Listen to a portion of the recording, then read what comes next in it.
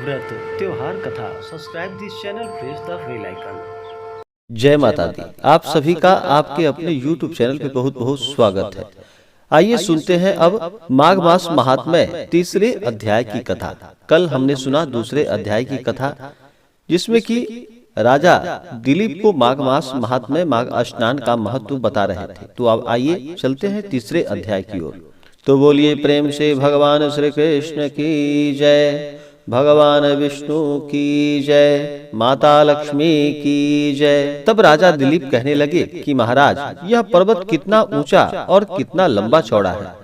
तब वशिष्ठ जी कहने लगे कि 36 योजन ऊंचा, ऊपर चोटी में 10 योजन चौड़ा और नीचे 16 योजन चौड़ा है, जो हरि, चंदन, आम, मदार, देवदार और अर्जुन के वृक्षों से सुशोभित है। दुर्भिक्ष से दुखी होकर इस पर्वत को और फल फूलों से परिपूर्ण देखकर भृगु वहीं रहने लगे और यहाँ पर कंदराओं, वनों और उपवनों में बहुत दिनों तक तप करते रहे। इस प्रकार जब भृगु ऋषि वहाँ पर अपने आश्रम पर रह रहे थे, तो एक विद्याधर अपनी पत्नी सहित उतरा। वे अत्यंत दुखी थे। उन्होंने भृगु ऋषि को प्रणाम किया और ऋषि ने बड़े मीठे स्वर में उनसे कहा कि हे विद्याधर, तुम बड़े दुखी दिखाई दे रहे हो, इसका कारण क्या है? तब विद्याधर कहने लगे कि हे महाराज, पुण्य के फल को पाकर, स्वर्ग पाकर तथा देवतुल्य शरीर को पाकर भी मेरा मुख व्याघ्र जैसा है। मेरे दुख और अशांति का यही एक कारण है। न जाने किस पाप का फल है। मेरे चित्त की व्याकुलता का दूसरा कारण भी सुनिए।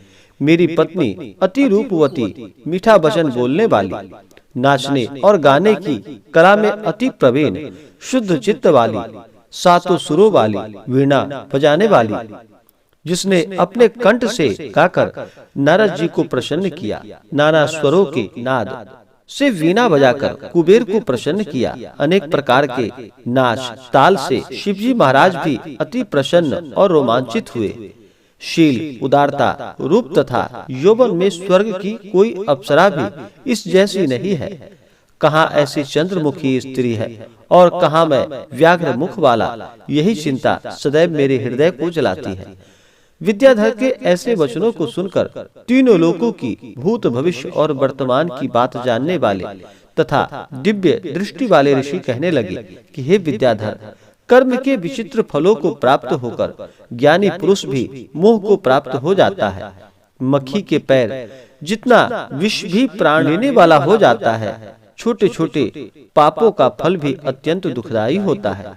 तुमने माघ मास की एकादशी का व्रत करके द्वादशी न आने तक शरीर में तेल लगाया, इसी पाप कर्म से व्याघ्र हुए। एकादशी के दिन उपवास करके द्वादशी को तेल लगाने से राजा पुरुरवा ने भी कुरूप शरीर पाया था। तब वह अपने कुरूप शरीर को देखकर दुखी होकर हिमालय पर्वत पर देव सरोवर के किनारे पर गया।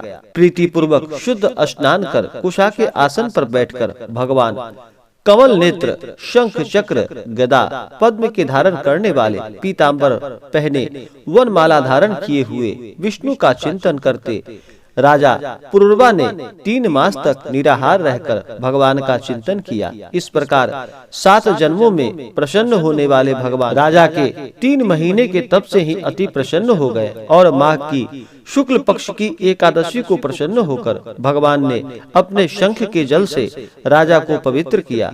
भगवान ने उसके तेल लगाने की बात याद दिलाकर सुंदर देवताओं का रूप, जिसको देखकर उर्वशी भी उनको चाहने लगी और राजा कृतकृत्य होकर अपनी पुरी को चला गया।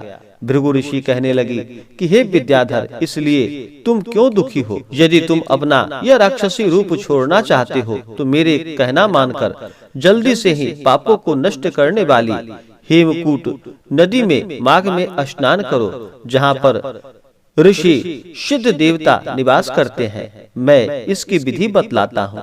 तुम्हारे भाग्य से माघ मास आज से 5वें दिन ही आने वाला है। पौष शुक्ल एकादशी से इस व्रत को आरंभ करो। भूमि पर सोना, जितेंद्रिय रहकर दिन में 3 समय स्नान करके महीना भर निराहार रहो। सब भोगों को त्याग कर तीनों समय भगवान विष्णु का पूजन करो। जब तुम द्वादशी को शिवजी स्तोत्र और मंत्रों से पूजन करोगे तो तुम्हारा मुख देखकर सभी चकित हो जाएंगे और तुम अपनी पत्नी के साथ सुखपूर्वक क्रीड़ा करोगे। माघ मास के प्रभाव को जानकर सदा माघ में स्नान करो। पाप दरिद्रता से बचने के लिए मनुष्य को सदा यत्न से माघ मास का स्नान करना चाहिए। स्नान करने वाला इस लोक तथा परलोक में सदा सुख पाता है। वशिष्ठ जी कहने लगे कि हे दिलीप, भृगु जी के यह वचन को सुनकर वह विद्याधर अपनी स्त्री सहित उसी स्थान पर पर्वत के झरने में माघ का स्नान करता रहा। उसके प्रभाव से उसका मुख देव सदृश हो गया। वह मणिग्रीव पर्वत पर आनंद से रहने लगे। भृगु जी भी नियम की समाप्ति पर शिष्यों सहित ईवा नदी के तट पर आ गए। इस प्रकार से माघ मास तीसरे अध्याय की कथा पूर्ण हुई। तो बोलिए प्रेम से भगवान विष्णु की जय, माता लक्ष्मी की जय, भगवान भोलेनाथ की जय। तो आशा करता हूँ कि यह जानकारी आपको अच्छा लगा हो। ऐसे ही एक एक करके आप माघ मास महात्म्य का कथा श्रवण करते रहिए। हमारे चैनल से जुड़े रहने के लिए हमारे चैनल को लाल बटन दबा करके सब्सक्राइब करें, साथ में बेल आइकन घंटी दबाएं ताकि मेरे वीडियो का नोटिफिकेशन आपको समय से मिलता रहे। वीडियो को लाइक करें, शेयर करें। जय माता दी। धन्यवाद।